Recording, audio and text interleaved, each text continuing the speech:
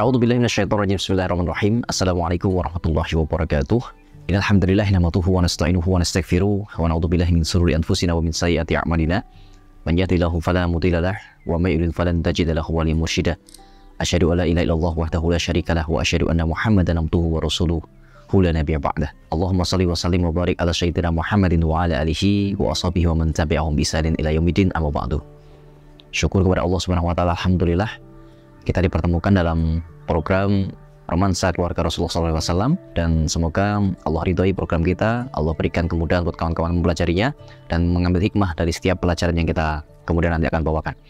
Salawat besar salam mari kita sampaikan kepada uswah kita, suri tauladan kita, kekasih kita tercinta Nabi Muhammad SAW beserta seluruh keluarganya, beserta seluruh sahabatnya, dan semoga kita semuanya termasuk umat yang mendapatkan syafaat beliau di yaumul qiyamah kelak, insyaallah, amin. Kawan-kawan yang dirahmati Allah, di episode kali ini ya teman-teman CL Family semuanya, kita akan membagikan sebuah topik diskusi yang tentu ini sedang banyak dirasakan oleh sebagian kalangan ya, khususnya kaum muslimin, bahwa betapa banyak orang yang kemudian membayangkan pernikahan itu indah, rumah tangga itu baik, rumah tangga itu menyenangkan, tapi begitu mereka masuk ke dalamnya, mereka mendapati gambaran yang berbeda dari kisah-kisah yang mereka dengar selama ini. Mereka jauh mendapati perbedaan dari cerita-cerita yang mereka selama ini bayangkan tentang rumah tangga.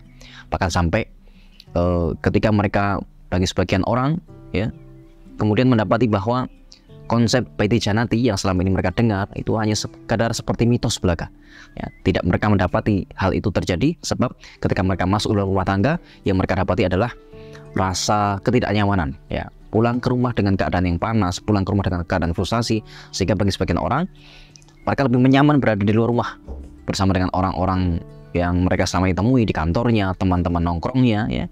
Mereka berlama-lama di rumah hanya gara-gara ingin menghindari pulang ke rumahnya ya. Mereka menghindari bertemu dengan pasangannya, mereka menghindari bertemu dengan suaminya atau istrinya.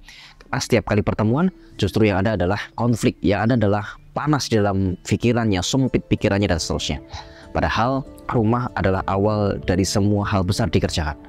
Peradaban dibangun dari rumah, obrolan suami istri dilakukan di rumah, pendidikan seorang suami kepada istrinya dilakukan di rumah ya, anak-anak dididik di rumah, tarbiyah itu terjadi di rumah, bahkan visi misi besar itu berasal dari rumah tangga yang baik. Maka teman-teman rahmati Allah, ketika seseorang itu tidak masuk di dalam rumahnya dengan baik, mereka tidak nyaman di dalam rumahnya, maka hal-hal besar dalam pernikahan itu tidak akan didapatkan. Dan keterangan itu kawan-kawan yang rahmati Allah ada dalam rumah tangga, sehingga Allah Subhanahu wa taala kemudian mendesain pernikahan sebagai sebab dari litaskunu ilaiha ya, supaya kamu tenang dengan itu ya, supaya kamu tenang dengan pasanganmu, supaya kamu tenang dengan kekasihmu, dengan istrimu, dengan pasanganmu, dengan suamimu, karena bersama-sama membangun rumah tangga yang baiti janati tadi. Nah teman-teman, setidaknya ada 4 poin yang akan kita pelajari pada program kali ini, teman-teman CL Family yang dirahmati Allah. Ada 4 poin yang menjadikan kita semuanya bisa membangun rumah tangga kita menjadi rumah tangga yang baiti janati ya. Yang pertama adalah niatkan pernikahan itu karena Allah Subhanahu wa taala, untuk ibadah. Dan seluruh ulama sepakat dalam hal ini. Segala hal tentang pernikahan, teman-teman baca buku pernikahan tentang apapun, kitab-kitab menikah dari ulama yang manapun, selalu menempatkan yang pertama ini di urutan yang pertama, yaitu adalah niatkan pernikahan dalam rangka beribadah kepada Allah Subhanahu wa taala. Sebab segala sesuatu yang diniatkan kepada Allah itu biasanya umurnya panjang ya. Kita niatkan sesuatu untuk makhluk itu pendek umurnya, tapi kalau diniatkan kepada Allah ya, niatnya pasti panjang ya, umurnya panjang. Dan karena kita meniatkan ibadah, kawan-kawan yang Allah, pernikahan itu disebut ibadah itu kalau memenuhi 3 unsur. Pertama, niat itu sendiri ya, niat itu sendiri dibangun. Jadi niat itu harus dibangun kawan-kawan, bukan didapatkan sedemikian rupa, bukan hanya sekedar didapatkan karena kebetulan, enggak.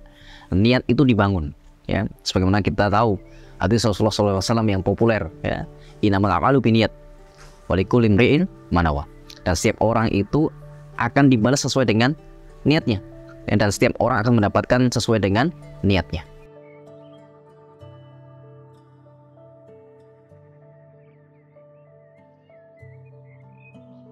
Ibadah itu dimulai dari niat dulu ya. Kita duduk di masjid nih, sama-sama duduk di masjid, kalau kemudian tidak meniatkan sebagai itikaf, maka ya hanya sekedar duduk saja. Kita makan, sama-sama makan, tapi tidak niatkan untuk ibadah, ya hanya sekedar dapat kenyang saja. Dalam pernikahan juga demikian. Ketika seorang itu menikah tanpa niat, maka ya dia hanya akan mendapati pernikahan itu berupa sekedar pertemuan antara laki-laki dan perempuan, bersatunya antara laki-laki dan perempuan dalam satu rumah, hanya sebatas itu. Ya, maka yang pertama bisa disebut ibadah kalau kemudian ada niat di dalamnya. Yang kedua, ada ilmunya. Sebagaimana kita mau sholat, kita belajar dulu lewat buku tuntunan sholat dulu ya. Kalau kemudian kita mau umroh, kita ada manasik sebagai bagian dari mengilmui apa yang akan kita kerjakan. Maka ketika sebuah pernikahan itu diniatkan ibadah, maka yang paling penting adalah belajar ilmunya. Ya, sering ngaji, sering ketemu dengan orang, sering ketemu dengan ulama, ya, diskusi dengan para ulama, diskusi dengan kemudian orang-orang yang lebih paham, lebih mengerti hal itu, gitu ya. Nah, ini menjadi sebabnya orang-orang bisa kemudian menapaki jalan-jalan pernikahan dengan lebih baik. Ya, setiap konflik ada solusinya nantinya. Yang ketiga adalah ketika pernikahan itu mau diniatkan ibadah, maka ada pahala yang dikejar di dalamnya. Ketika sebuah pernikahan itu dilakukan, kalau pengen menjadi ibadah, maka harus ada amal yang mau dikerjakan bareng-bareng dengan pasangannya. Ya, misalnya kita targetkan pengen apa nih? Pengen bisa ngaji bareng, pengen bisa khataman bareng, terus kemudian puasa bareng, ya, tarawih bareng dan seterusnya.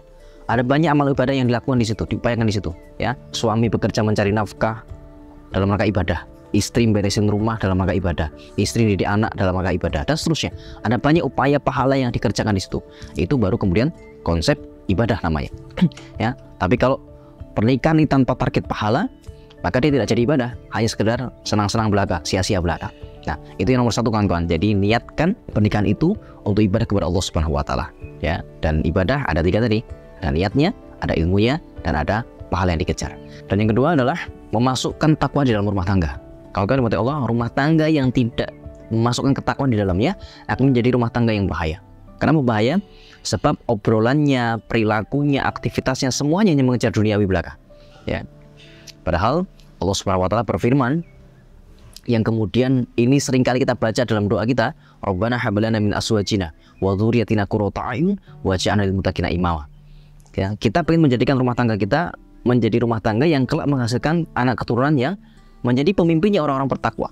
Maka dimulai dari kita memasukkan takwa dulu kepada rumah tangga kita, kepada anak-anak kita, kepada istri kita, pasangan kita, ya. Dan ini adalah poin penting kawan-kawan. Ya, karena kalau pembicaraan dalam rumah tangga itu tidak ada ketakwaannya, akan cenderung membosankan. Ya, contoh misalnya gini, teman-teman bicara kuliner, ya. Berapa banyak sih dan berapa lama sih kita akan mampu membicarakan itu? Ya, anggaplah satu kuota sudah kita kelilingin, sudah coba semuanya habis. Ya, mau healing kemana sudah dilakukan, maka akan ada kebosanan di dalamnya. Tapi kalau ketakwaan, kita bicara ketakwaan, kita bicara tentang kebaikan-kebaikan di dalam agama ini, insya Allah tidak akan ada habisnya. Ya, karena selalu akan bertumbuh, selalu akan semakin luas, semakin dalam dan sebagainya. Maka ketakwaan itu penting kawan-kawan yang mati Allah. Dan menurut Sayyidina Ali bin Abi Thalib karamallahu wajhah, beliau menyampaikan ada 4 pilarnya ketakwaan itu. Ya, ada 4 pilarnya ketakwaan. Yang pertama adalah al-khaufu minal jalil. Jadi kalau kita ingin masukkan ketakwaan dalam rumah tangga kita, yang pertama adalah al-khauf minal jalil. Takut kepada Allah Subhanahu wa taala. Rumah tangga yang baik adalah rumah tangga yang dibangun dengan pondasi takut kepada Allah Subhanahu wa taala. Ya, karena begitu ada pondasi takut, suami akan takut menzalimi istrinya. Ya, istri akan merasa takut kalau kemudian dia tidak bisa mentaati suaminya dalam kebaikan. Ya, selalu ada rasa was-was, kehati-hatian dalam setiap tindakan. Para suami ketika mau ngambil nafkah, mencari nafkah, dia akan cari yang paling baik. Ya, dia akan cari yang paling baik. Nah, itu yang pertama, al-khauf minal jalil. Yang kedua adalah wal amalu bitanzil. Beramal dengan tuntunan, ya, Quran dan Sunnah. Maka penting bagi seorang laki-laki untuk ngerti tentang ilmu, ya, sebagaimana yang tadi kita bahas bahwa pernikahan itu harus ada ilmunya. Maka ilmunya itu dari mana rujukannya? Ya, Quran dan Sunnah. Ketika seorang sudah ngerti Quran dan Sunnah, maka dia bisa beramal dengan pondasi-pondasi itu, dan dia bisa menuntun keluarganya, anaknya, gitu ya. Tata cara wudhu yang benar seperti apa, sholat yang baik bagaimana, gitu ya. Kemudian ketika berdoa bagaimana caranya, ketika ikhtiar bagaimana langkah-langkahnya. Dan ini akan menjadi sebuah panduan, semacam guideline gitu ya. Kita mau berkeluarga itu seperti apa, amalnya bagaimana, pahala yang kita kejar seperti apa, yaitu adalah wal amalu bitanzil. Beramal dengan ada pondasi Quran dan Sunnah. Yang ketiga, kawan-kawan yang Allah, warido biqalil, ridho dengan yang sedikit. Nah, karena ada rasa syukur di situ. Nah, rumah tangga yang baik, yang penuh dengan ketakwaan, pilar ketiganya adalah berusaha mensyukuri yang sedikit. Ya, apapun itu. Ketika ada nafkah sedikit, disyukuri dulu. Ketika ada keadaan yang belum baik barangkali karena proses membangun rumah tangga, maka disyukuri dulu. Maka insya Allah itu akan jadi sebabnya bertambahnya nikmat. Imam Syafi'i rahimahullah pernah menyampaikan begini, kalau engkau punya rasa qanaah dalam hatimu, maka kamu dan seluruh raja di dunia ini sama. Ya, artinya apa? Apa yang raja makan sama dengan yang kita makan ujungnya. Ya, mengenyangkan perut. Bahkan cara makannya pun sama, sesuap demi sesuap. Tidur ketika raja tidur, meskipun rumahnya mewah, kamarnya mewah, tapi ketika tidur, kalau ada rasa qanaah dalam hati, ujungnya sama. Apa itu? Nyenyak yang dicari, lelap yang dicari, mimpi indah yang dicari, bangun dalam keadaan bugar yang dicari. Bukan sekedar kasurnya yang mewah, bukan sekedar rumahnya yang megah dan sebagainya, tapi tidur yang berkualitasnya yang dicari. Maka kata Imam Syafi'i, kalau kamu punya qanaah, semua ya, kamu dan seluruh raja di dunia ini sama. Ya, maka bersyukurlah dari yang kecil dulu. La in syakartum la azidannakum. Insyaallah nanti akan Allah tambahkan nikmat-nikmat kita berikutnya. Dan yang keempat adalah wal istidadu liyaumir rahil, mempersiapkan pertemuan dengan Allah Subhanahu wa taala. Inilah takwa. Takwa itu pasti ujungnya adalah bersiap untuk bertemu dengan Allah Subhanahu wa taala. Tidak mungkin kita kemudian berharap ya nikah hanya sekedar di dunia saja, lantas kemudian di akhirat berpisah. Maka teman-teman yang dirahmati Allah, pertemuan yang terbaik, target yang terbaik dalam sebuah pernikahan yang berbasis takwa adalah yuk sama-sama kita mempersiapkan rumah tangga kita ini untuk bertemu dengan Allah Subhanahu wa taala dalam keadaan kita tidak punya beban. Jangan sampai ketika kita menikah, justru pernikahan kita menjadi beban kita kelak di yaumul hisab. Ya, ditanya oleh Allah bingung jawabnya apa. Apa yang sudah kamu lakukan terhadap istrimu? Apa yang sudah kamu lakukan terhadap anak-anakmu? Apa yang sudah kamu lakukan terhadap hartamu? Ya, maka ini jadi sebabnya kita harus mempersiapkan segala macam urusan kita dalam rumah tangga menjadi sebabnya bertemu dengan Allah Subhanahu wa taala. Ya, teman-teman yang dirahmati Allah, itu adalah 4 pilar dari ketakwaan. Yang ketiga, teman-teman yang dirahmati Allah, kalau kita ingin membangun sebuah rumah tangga yang baik, perbanyak doa. Karena doa ini adalah sebabnya kita dimudahkan segala urusan. Kita sudah berencana seperti apapun, ya, kita sudah berikhtiar seperti apapun, punya niat sedahsyat apapun, sehebat apapun, kalau kemudian Allah tidak memberikan pertolongan, maka semuanya sia-sia buat kita. Ya, sesungguhnya kita ini makhluk yang lemah, kita ini makhluk yang tidak punya kemampuan apapun kecuali hanya bisa berharap kepada Allah Subhanahu wa taala. Dan Islam itu, ya, Islam itu pada dasarnya intinya cuma 2. Ya, kalau kita baca kitab-kitab fikihnya para ulama gitu ya, kita mempelajari redaksinya para ulama bagaimana menjelaskan Islam itu, Islam ini hanya diisi oleh 2 hal, yaitu adalah ibadah kepada Allah dan isti'anah. Apa itu isti'anah? Memohon pertolongan kepada Allah Subhanahu wa taala. Di Islam itu isinya hanya 2 itu. Kalau tidak ibadah, ya minta pertolongan kepada Allah. Ya. Dan itu kita selalu ucapkan berkali-kali dalam salat-salat kita. Iyyaka na'budu wa iyyaka nasta'in. Hanya kepadamu kami beribadah ya Allah, dan hanya kepadamu kami memohon pertolongan. Maka dalam urusan rumah tangga ini pun sekalipun banyak-banyaklah minta pertolongan kepada Allah Subhanahu wa taala. Banyak doa kawan-kawan. Doa Rabbana hab lana min azwajina wa dhurriyyatina qurrata a'yun waj'alna lil muttaqina imama. Doakan anak-anak kita, Rabbi hab li minas sholihin, Rabbi ij'alni muqimas shalah wa min dzurriyyatina Rabbana wa taqabbal du'a. Doakan ya hal-hal yang baik untuk keluarga kita.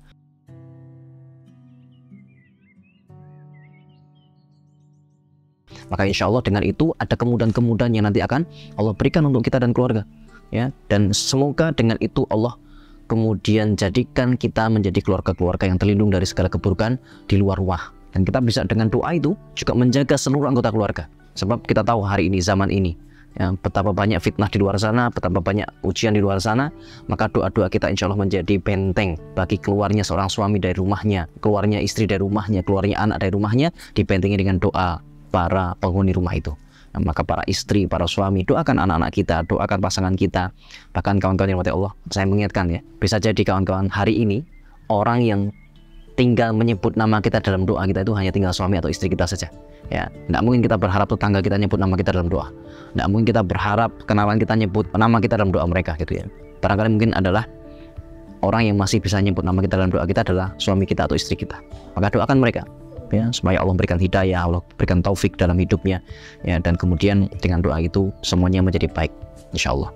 Dan nomor 4, pilar dari bagaimana membangun sebuah keluarga yang baiti janati, ya, yang menenangkan, menenteramkan ketika pulang adalah apa? Memiliki gambaran keluarganya Nabi, punya gambaran tentang keluarganya Nabi itu seperti apa. Ada banyak orang yang kemudian dalam rumah tangganya jadi nggak bagus nih ya, jelek, kemudian berakhir dalam keburukan dan sebagainya. Sebab apa? Kita nggak punya role model. Ketika kita tidak punya role model yang baik, ketika kita tidak punya kemampuan untuk menilai mana yang baik dan yang benar tanpa panduan yang cukup, tentu akan menyulitkan kita. Dan ingat, pernikahan ini adalah sunnahnya Rasulullah SAW. Pernikahan ini adalah sunnahnya Nabi. Maka kembalikan kepada Rasulullah SAW. Sebagaimana Allah kemudian menyampaikan, fa in tanaza'tum, kalau kamu kemudian berselisih fi syai'in, dalam hal apapun itu, farudduhu ilallah wa rasulih. Kembalikan kepada Allah dan Rasulnya. Jadi segala hal itu harus kembalikan kepada Allah dan Rasulnya. Dalam rangkaian role modelnya seperti apa, contohnya bagaimana, ya. Kalau kita punya gambaran terhadap keluarganya Nabi, insya Allah kita akan bisa melalui setiap problemnya. Ya, ketika istri bermasalah, ketika istri ngambek tuh kayak apa, Nabi itu mencontohkan gitu ya. Ketika kemudian suami lagi sempit nafkah, bagaimana kemudian harus menyikapinya gitu ya. Ketika ada tetangga yang barangkali kurang baik kepada kita, bagaimana kita menyikapinya, bagaimana sikap kepada mertua, bagaimana sikap kepada anak-anak. Ini semuanya tergambar dengan jelas kalau kita mempelajari bagaimana gambaran keluarga Rasulullah SAW. Maka saran saya teman-teman yang rahmati Allah, ya, saran saya adalah coba baca bareng-bareng suami istri, baca sirah nabawiyah, baca buku-buku yang terkait interaksi Rasulullah dengan keluarganya. Supaya apa? Ada bahan obrolan kawan-kawan, ada bahan pembicaraan. Ketika ada bahan pembicaraan, insya Allah itu jadi sebabnya kita memperbaiki, ya. Dan ketika kita punya gambaran terhadap keluarganya Nabi, insya Allah seluruh rangkaian dari kebaikan-kebaikan yang kita upayakan, ya, jelas langkahnya, ya, jelas step-stepnya harus kemana. Ya, apa yang harus dipelajari dulu, bagaimana sikapnya, menyikapinya seperti apa, sabarnya sekualitas apa, teman-teman akan dapat itu dengan mudahnya insya Allah. Bisa jadi yang menyebabkan keluarga kita selama ini sulit, keluarga kita selama ini berat untuk dijalani, karena kita tidak punya role model yang pantas. Ya, role model kita adalah orang-orang yang kita lihat, ya, di dalam kehidupan sekitar kita, gitu ya. Mohon maaf, orang tua kita barangkali, ya, tetangga kita, gitu ya, yang belum tentu mereka meniru keluarganya Rasulullah SAW. Atau parahnya lagi adalah kita meniru artis-artis yang barangkali secara akidah, secara keilmuan, gitu ya, jauh dari pantas dijadikan sebagai tuntunan, gitu ya. Maka teman-teman hati-hati dalam menjadikan role model dalam rumah tangga. Pastikan bahwa gambaran rumah tangga kita adalah Rasulullah SAW dengan istri-istrinya. Itu adalah 4 pilarnya Baiti Jannati kawan-kawan. Itu adalah 4 pilarnya upaya yang bisa kita lakukan ketika teman-teman pengen membuat rumah tangganya itu tenang, tentram, ya, penuh dengan ketakwaan, penuh dengan kebaikan, gitu ya. Ini tentu saja adalah tujuan kita bareng-bareng, tujuan kita bersama-sama.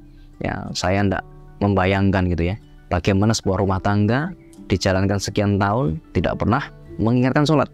Ya, padahal nikmatnya rumah tangga adalah ketika kita bisa punya partner dalam kebaikan amal soleh. Ada orang yang mengingatkan kita dalam kebaikan, ada orang yang bisa kita ajak melaksanakan kebaikan bareng-bareng, gitu ya.